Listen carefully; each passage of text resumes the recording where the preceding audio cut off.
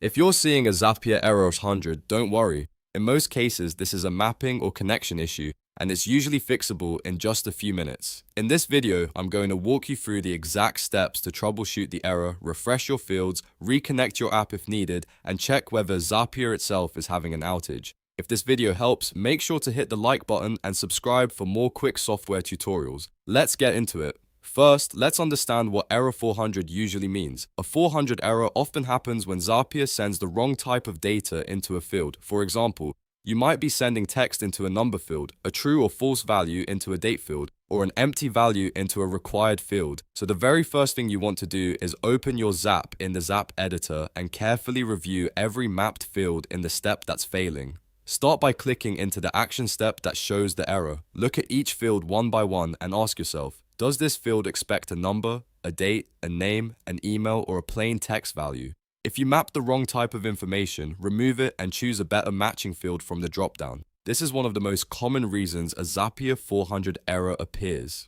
Next, check for missing or invalid fields. Sometimes the app you're sending data to has updated its required fields, and that can break an old Zap.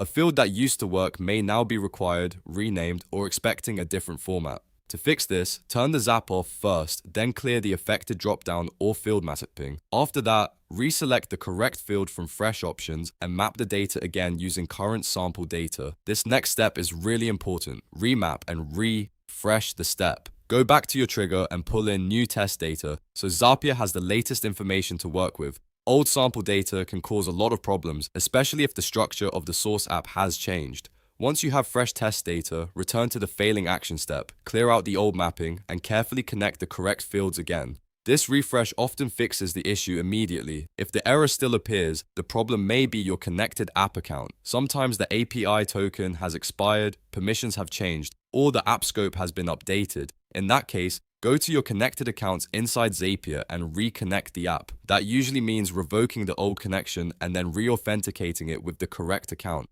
Once that's done, reopen the Zap and test it again.